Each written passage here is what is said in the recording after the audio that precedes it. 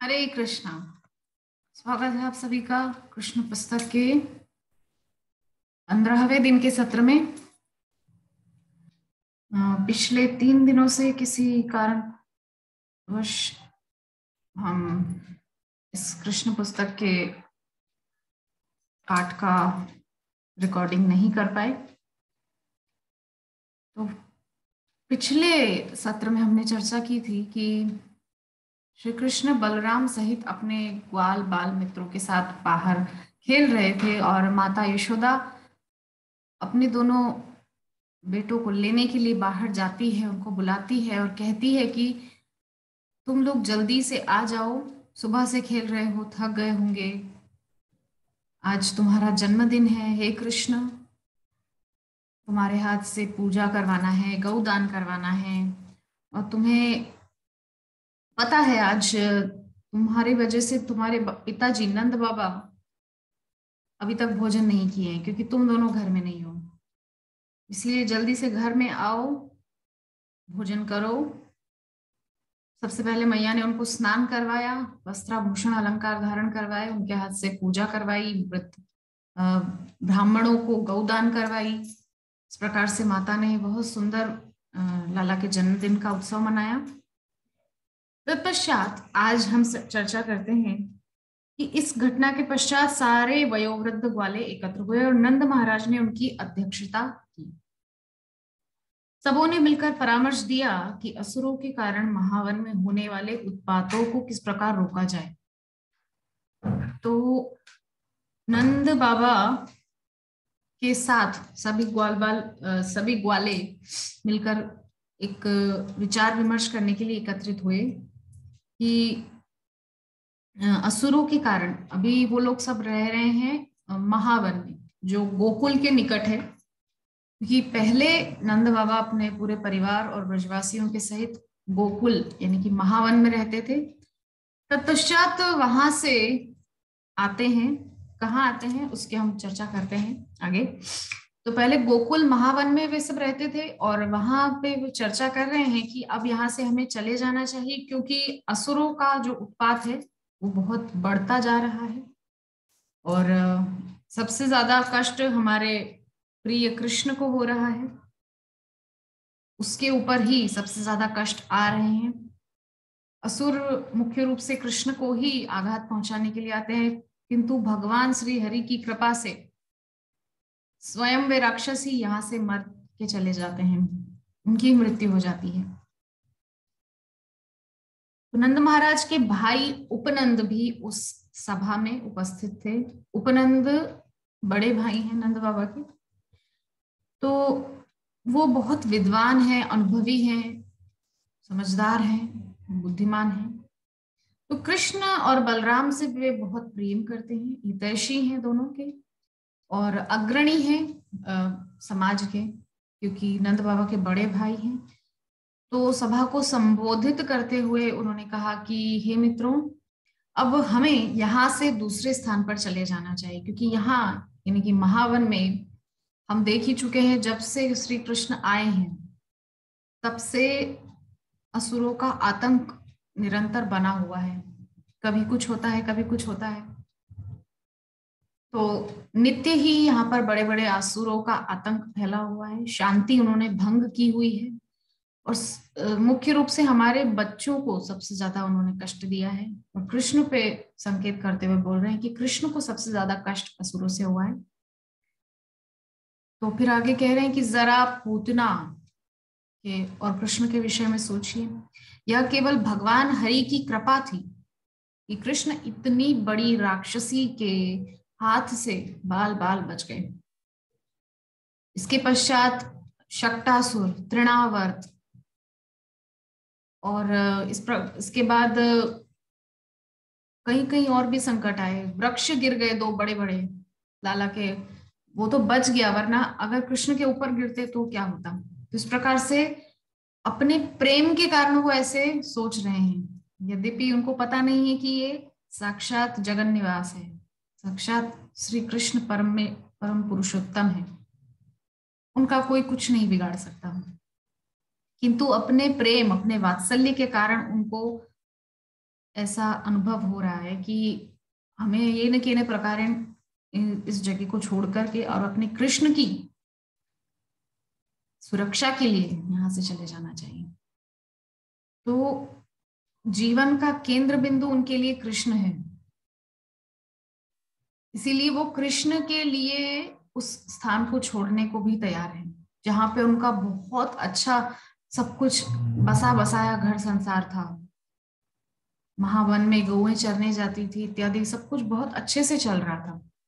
किंतु कृष्ण के लिए उन्होंने अपना वो बसा बसाया गांव गोकुल छोड़ दिया, महावन छोड़ दिया, और इस प्रकार से सब अपनी अपनी बैलगाड़ियों में सवार होकर जो भी मुख्य आवश्यकताओं की जो वस्तुएं थी उन सबको लेकर के बैलगाड़ी में सवार हो गए।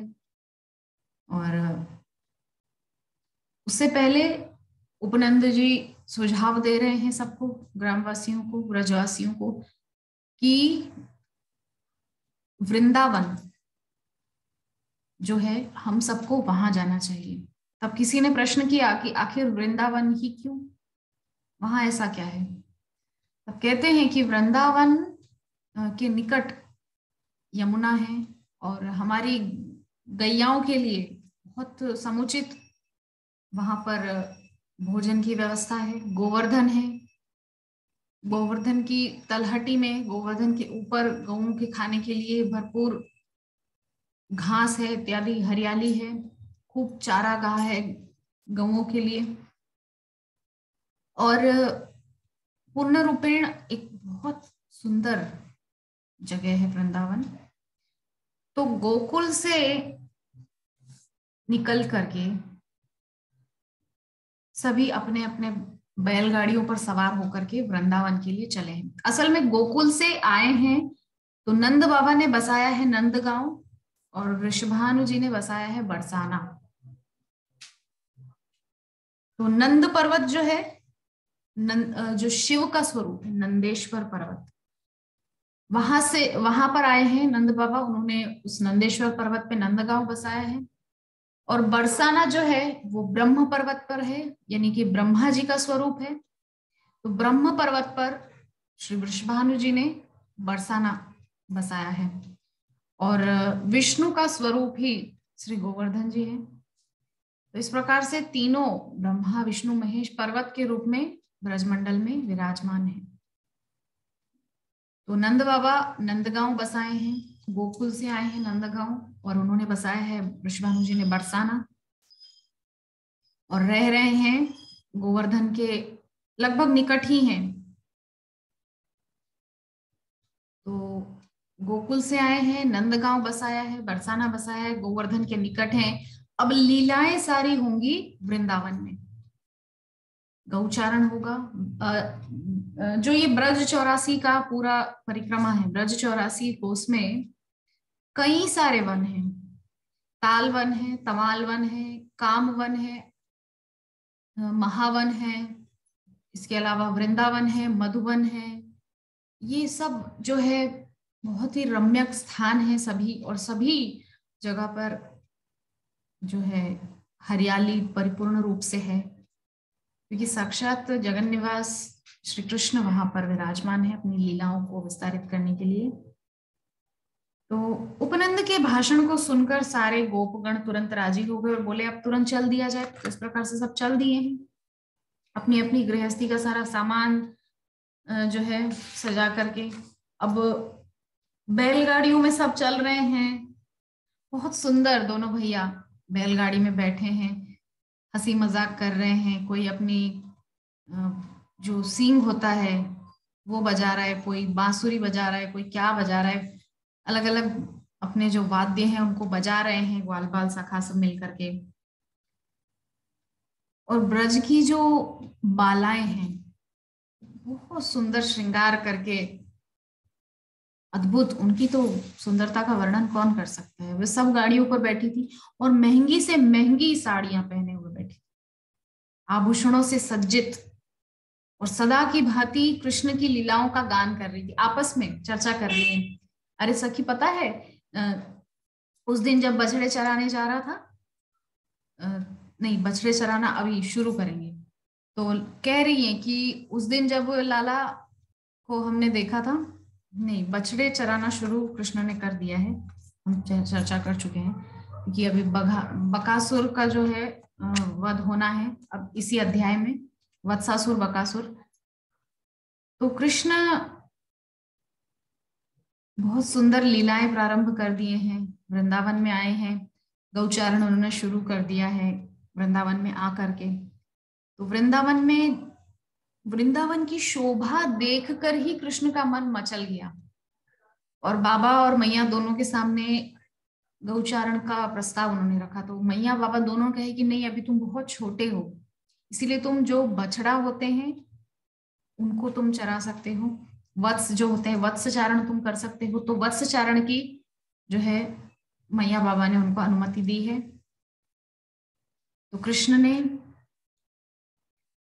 बड़े हो जाने पर बछड़ों का भार उनको मिल गया, बहुत प्रसन्न है दोनों भैया, इतने प्रसन्न हैं क्योंकि कृष्ण क्यों आए हैं। नमो ब्रह्मण्य देवाय गौ ब्राह्मण हिताय च, ब्रह्मण्य देव कहा है कृष्ण को, ब्राह्मण उनके सिर मोर हैं, उनको बहुत प्रिय हैं।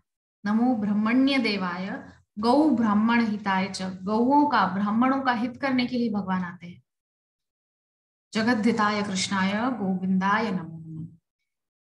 कृष्ण जिस कार्य को करने के लिए अत्यंत उत्साहित थे और जिसके लिए वे मुख्य रूप से आए हैं पृथ्वी पर, वो गौचारण का अवसर उनको प्राप्त हुआ है, बछड़ा चराने का।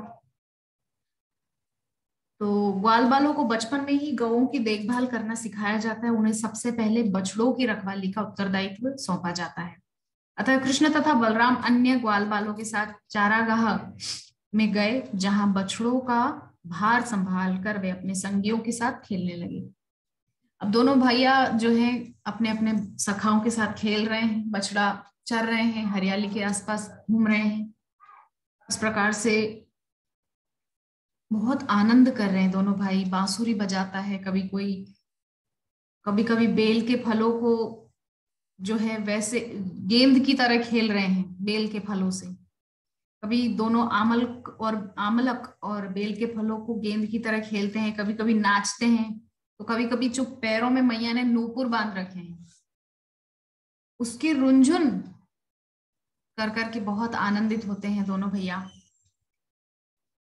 कभी कभी वे कंबल ओढ़कर स्वयं बैल तथा गैया बन जाते हैं। ऐसी अद्भुत अद्भुत लीलाएं दोनों भैया करते हैं।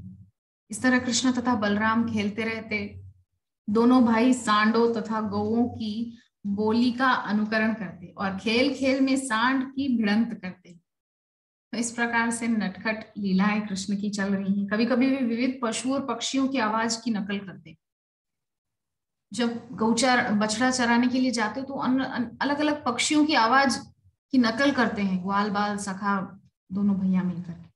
इस प्रकार वे सामान्य संसारी बालकों की भांति अपनी बाल लीलाओं का आनंद लूट रहे हैं। एक बार जब कृष्ण तथा बलराम यमुना के तट पर खेल रहे थे तो वत्सासुर नामक एक असुर बछड़े का रूप धारण करके दोनों भाइयों को मारने के उद्देश्य से आया। बछड़े का रूप धारण करने से असुर अन्य बछड़ों में जाकर मिल गया, किंतु कृष्ण ने देख लिया और जाकर के बलराम से कहा कि भैया ये बछड़ा हमारा नहीं है। बलराम ने कहा अच्छा जरा देखे तो ये कौन है। तो बलराम को असुर के घुस जाने की जानकारी जैसे ही मिली तो दोनों भैया चुपके चुपके उसका पीछा करने लगे। तो कृष्ण ने क्या किया, उस वत्सासुर की जो पीछे की दो टांगे होती हैं, दोनों टांगे और पूंछ मिला करके तीनों को पकड़ लिया कस के और बलपूर्वक घुमाया है, जोर से, बहुत जोर जोर से घुमाया है और एक वृक्ष पर ले जाकर के फेंक दिया उसको और तुरंत उसके जो है प्राण निकल गए। वो पेड़ की चोटी से भूमि पर आ गिरा। जब यह असुर भूमि पर मृत पड़ा था तो कृष्ण के सारे संगियों ने आकर बधाई दी, बहुत अच्छे बहुत अच्छे। और देवतागण परम प्रसन्न होकर आकाश से जो है पुष्प वृष्टि करने लगे। इस प्रकार संपूर्ण सृष्टि के पालक कृष्ण तथा बलराम नित्य प्रातः बछड़ों की रखवाली करते और इस प्रकार वृंदावन में ग्वालों की भांति अपनी बाल लीलाओं का आनंद उठाते। तो बछड़ा चराना दोनों भैया जैसे ही शुरू किए, तो पहला ही दिन था और देखिए वत्सासुर नाम का जो है असुर आया है, और भगवान ने उसको समुचित दंड दिया है, प्राण उसके निकल गए हैं, और अपने बछड़ों और बाल बाल सखाओं की रक्षा की है। तो एक दिन सारे ग्वाले यमुना नदी के तट पर अपने बछड़ों को जल पिलाने के लिए ले गए। सामान्य रूप से जब बछड़े जल पीते रहते तो सारे बालक भी जल पीते। तब वे सब जल पीकर नदी के किनारे बैठे हुए थे, तो उन्होंने एक विशाल पशु देखा जो बतख जैसा लग रहा था। असल में वो बगुला था, कि बतख और बगुला लगभग दिखने में एक जैसे ही होते हैं। तो बगुला पक्षी बहुत ही विशाल, बहुत बड़ा उसका जो है शरीर है, किंतु वो पर्वत के समान लग रहा था, विशाल का है। तो उसकी चोटी वज्र के समान कठोर थी। तो जब उन्होंने इस असामान्य पशु को देखा तो सब डर गए। सखा बेचारे छोटे छोटे बालक हैं, 4-5 साल के छोटे छोटे बालक हैं, डर गए। तो इस पशु का नाम है बकासुर। बकासुर अर्थात बक पूतना का भाई है, पूतना और अघासुर का भाई है। बगुले बगुले के रूप में आया है, और ये जो है कंस का मित्र था। तो वह वहां पे जो है सहसा प्रकट हो गया, अचानक ही वहां पे प्रकट हो गया, और उसने अपनी जो चोंच है, नुकीली चोंच, उससे कृष्ण पर आक्रमण किया। जैसे उसने कृष्ण को देखा, तुरंत कृष्ण पे आक्रमण किया, और कृष्ण को अपनी चोंच में दबा के तुरंत निगल गया, तुरंत एकदम झटके से। सब ग्वाल बाल देखते ही रह गए। तो कृष्ण जैसे ही उसके मुख में गए, तो जितने भी बलराम आदि सखा थे सब निष्प्राण हो गए, मतलब एकदम मर ही गए लगभग, मान लो उनकी मृत्यु हो गई हो। किंतु जब बकासुर कृष्ण को निगल रहा था, तभी उसके गले में तीव्र जलन होने लगी। अंदर ही अंदर कृष्ण ने ऐसी अग्नि प्रकट की है उसके मुख में कि उस जलन की वजह से उसका जो मुख है, क्योंकि कृष्ण का शरीर क्या है, तेज रूप है, तेजमान है उनका शरीर, साक्षात सूर्य और चंद्रमा उनके नेत्र हैं। तो उनके शरीर से एक ऐसा अद्भुत प्रकाश निकला, उस प्रकाश के कारण उसने क्या किया, कृष्ण को ऊपर उछाला और चोंच में भींचकर मारना चाहा। किंतु बकासुर यह नहीं जानता था कि यद्यपि कृष्ण नंद महाराज के पुत्र का तो केवल अभिनय कर रहे हैं, असल में अनंत कोटि ब्रह्मांड नायक जगन निवास श्री कृष्ण है। तो ब्रह्मा के भी पिताजी हैं। तो माता यशोदा के पुत्र ने, जो देवताओं के लिए आनंद कंद है और साधु पुरुषों के पालक हैं, उस विशाल बक की चोंच पकड़ ली और अपने ग्वाल साथियों के समक्ष उसके मुंह को 2 भागों में उसी तरह चीर डाला जिस प्रकार कोई बच्चा तिनके के 2 टुकड़े कर देता है। क्योंकि उसके मुख में जलन हो रही थी कृष्ण के प्रकाश की वजह से। अग्नि स्वरूप कृष्ण है, क्योंकि कृष्ण से ही सब प्रकट हुआ है, अग्नि भी, आकाश भी, पृथ्वी, जल, वायु, सब कुछ। तो कृष्ण के उस तेज को, वो जलन को वो बर्दाश्त नहीं कर पाया, उसने तुरंत कृष्ण को उगल दिया और फिर अपनी चोंच में दबाया, और चोंच से दबा दबा के वो कृष्ण को मारना चाह रहा था। लेकिन कृष्ण ने क्या किया, उसकी चोंच को पकड़ा, 2 हिस्सों में उसको फाड़ दिया, उसका वध कर दिया कृष्ण ने उसी समय। स्वर्ग लोक के जो निवासी हैं आकाश से पुष्प वर्षा करने लगे, चमेली के सुंदर सुगंधित पुष्पों से कृष्ण का अभिवादन करने लगे, और जय हो की ध्वनि गूंज रही है, बिगुल बज रहे हैं, ढोल शंख, सब कुछ सुंदर ध्वनि गूंज रही है। जब लड़कों ने पुष्प वर्षा देखी तो, और जो स्वर्ग से जो ध्वनियां सुनाई दे रही थी, शंख मृदंग इत्यादि की, तो वे आश्चर्यचकित रह गए और देख रहे ये क्या हो रहा है, जय हो की ध्वनि सुनाई दे रही है। तो जब उन्होंने कृष्ण को बकासुर के मुंह से मुक्त होते हुए देखा, ग्वाल बालों ने, तो बलराम समेत सारे ग्वाल बाल इतने प्रसन्न हुए, मानो उन्हें अपना जीवनाधार प्राप्त हुआ। क्योंकि कृष्ण तो सचमुच उनका जीवन का आधार है। कृष्ण के बिना उनका जीवन अधूरा है। वो कृष्ण को ही देख देख कर जीते हैं, कृष्ण को ही, कृष्ण का जो मधुर मुस्कान वाला चेहरा है उसको देखकर ही वो लोगों के प्राण चलते हैं, उनका जीवन चल रहा है। जैसे ही उन्होंने कृष्ण को अपनी ओर आते देखा तो एक एक करके सबों ने नंद के पुत्र को गले लगा लिया। इसके बाद उन्होंने सारे बछड़े एकत्र किए और फिर घर आ गए। तो वत्सासुर और बकासुर दो का वध यहाँ पर कृष्ण ने किया है। तब जब घर आ गए हैं तो नंद के पुत्र के आश्चर्यजनक कार्यकलापों का वर्णन करने लगे। अपने अपने घरों में सब बच्चे बता रहे हैं, अरे मैया पता है आज लाला ने यूं करी, आज लाला ने त्यों करी। ऐसे ऐसे कृष्ण की लीलाओं का वर्णन कर रहे हैं, अपने अपने घरों के जो सदस्य हैं, बड़े लोग हैं, उनके सामने बता रहे हैं।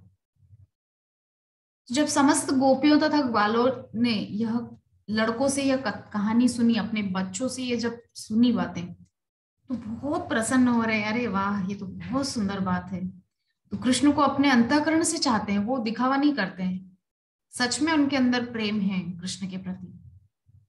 तो इसीलिए वो अंतःकरण से चाहते हैं, इसीलिए सुनकर के प्रसन्न हो रहे हैं। यदि अब कोई ऊपरी प्रेम वाला होता तो वो संभवतः द्वेष भी कर सकता था।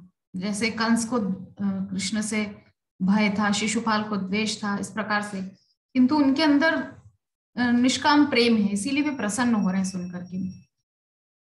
और उनकी महिमा और ऐसे सुंदर सुंदर विजय गाथाओं को सुन सुनकर उनके अंदर और प्रेम बढ़ रहा था, और उनके अंदर वात्सल्य भाव बढ़ रहा था, बड़े बड़े जो माता पिता हैं उन बाल बालों के। और यह सोचकर कि बाल कन्हई मृत्यु के मुख से लौट आया है, उनके मुखमंडल को और भी अधिक प्रेम तथा वात्सल्य से देखने लगे। कृष्ण को देखकर सबका मन ऐसा आनंद से ओतप्रोत हो जाता था। तो वे चिंताओं से पूर्ण थे, किंतु कृष्ण की ओर से अपना मुख हटा नहीं पा रहे थे। कृष्ण का मुखारविंद देख देख कर ही सब जीते थे। तो ब्रजवासियों को जब उनकी लीलाएं और उनकी सुंदर विजय गाथाएं सुनने को मिलती, तब और अधिक उनको प्रसन्नता होती थी।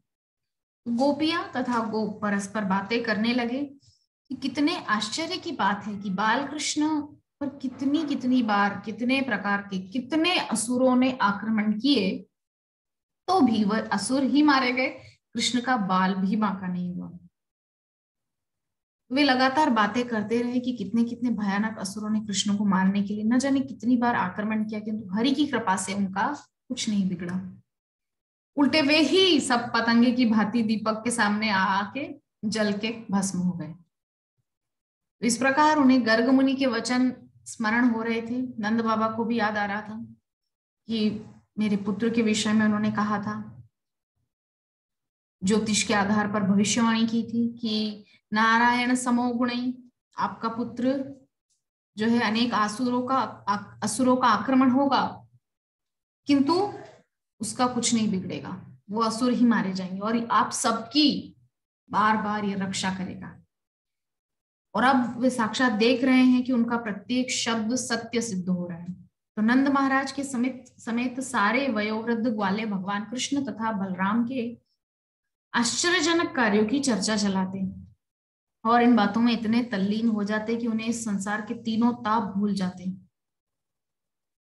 तो यहाँ हम समझे कि केवल गोपियां ही घर में बैठकर कृष्ण चिंतन नहीं कर रही हैं, अपने अपने कार्यों में लीन जो ग्वाल बाल है, जो ग्वाले हैं, नंद महाराज, वयोवृद्ध ग्वाले जो हैं, चाहे वो बूढ़े हो गए हो, घर के बाहर खाट लगाकर बैठे रहने वाले बूढ़े हों, वो भी एकत्र होकर केवल कृष्ण चर्चा ही करते हैं। वो इधर उधर की प्रजल्प नहीं करते हैं, व्यर्थ की चर्चाएं नहीं करते हैं कि आज तुम्हारे घर में क्या बना है, आज तुम्हारे बेटे ने क्या किया, आज तुम्हारी बहू ने तुम्हारे साथ कैसा व्यवहार किया। ये सब बेकार की चर्चाएं वहां नहीं होती। निरंतर कृष्ण चर्चाएं ही वे सब करते रहते हैं और इतना आनंदित होते हैं उन लीलाओं का चिंतन कर करके, स्मरण कर करके। वो लीलाएं कुछ वर्ष पहले हुई हैं। लाला जब 6 दिन का था तब पूतना आई थी, लेकिन 4-5 साल बाद भी उसको याद करके उनको ऐसा लग रहा है कि आज ही वो घटना घटी हो। वो सारा दृश्य उनकी नेत्रों के आगे से घूम जाता था। बहुत प्रसन्न, पुलकित, आनंदित, प्रफुल्लित सब होते। तो यह कृष्ण भावनामृत का ही प्रभाव है। हम भी जब प्रभुपाद के ग्रंथ पढ़ते हैं और उसमें कृष्ण लीलाओं का भी हम अध्ययन कर रहे हैं तो हमको कितना आनंद आ रहा है। तो आज से 5000 वर्ष पूर्व नंद महाराज ने जो कुछ सुखोपभोग किया है, सुख का उपभोग किया है, उसे आज भी कृष्ण भावना भावित लोग भोग सकते हैं। कैसे? इन कृष्ण लीलाओं का अध्ययन करके, चिंतन करके, एकांत में बैठ करके, कि कैसे लाला ने अपनी अद्भुत लीलाओं के द्वारा सबका मोह लिया था, सबका मन जो है अपनी तरफ आकर्षित कर लिया था। और यदि वे कृष्ण तथा उनके सहयोगियों की दिव्य लीलाओं की केवल चर्चा चलाते रहे, अगर केवल हम कृष्ण की और उनके जो संगी ग्वाल बाल सहयोगी हैं उनकी केवल लीलाओं का चर्चा ही करते रहे, बोलते ही रहे उस विषय में, तो भी हमको वही आनंद प्राप्त होगा जो नंद बाबा को प्राप्त हुआ था। क्योंकि नंद बाबा ने तो साक्षात वो लीलाएं देखी हैं, तो हमको केवल उसके बारे में बात करने से भी वही आनंद मिलेगा। इस प्रकार सागर पर सेतु बनाने वाले भगवान रामचंद्र के बंदरों तथा समुद्र को लांघकर लंका जाने वाले हनुमान जी की लीलाओं का अनुकरण करते हुए बलराम तथा कृष्ण अपनी बाल लीलाओं का आनंद उठाते रहे। जिस प्रकार श्री रामचंद्र ने बंदरों की सहायता से भगवान रामचंद्र के बंदरों तथा समुद्र को लांघकर लंका जाने वाले हनुमान जी की लीलाओं का अनुकरण करते हैं, जिस प्रकार राम जी के जो सहयोगी थे वानर, जिन्होंने राम सेतु बनाया था, वो सभी वानर और लंका जाने वाले समुद्र को लांघकर ऐसे हनुमान जी उनकी लीलाओं का अनुकरण करते हैं। कृष्ण बलराम दोनों मतलब वानरों की तरह उछल कूद करते हैं, लीलाएं करते हैं। तो वे अपने मित्रों के बीच ऐसी लीलाओं का अनुकरण करते हुए अत्यंत प्रसन्नता पूर्वक अपना बाल्यकाल बिताने लगे। मतलब किस प्रकार से रामचंद्र जी की सेना ने राम सेतु बनाया, समुद्र को लांघकर हनुमान जी उस तरफ गए लंका, ये सब जो लीलाएं हैं उसका अनुकरण कर करके अपने ग्वाल बालों सखाओं के साथ में कृष्ण और बलराम दोनों बहुत प्रसन्नता पूर्वक अपना बाल्यकाल बिताने लगे, अपना बचपन बिताने लगे। तो इस प्रकार से ये जो हमारा अध्याय है 11वां अध्याय वत्सासुर तथा बकासुर का वध, ये आज यही विश्राम हो रहा है इस अध्याय का। कल पुनः 12वें अध्याय में अघासुर वध और आगे क्या क्या लीलाएं हैं उस पर हम चर्चा करेंगे। तब तक के लिए हरे कृष्णा।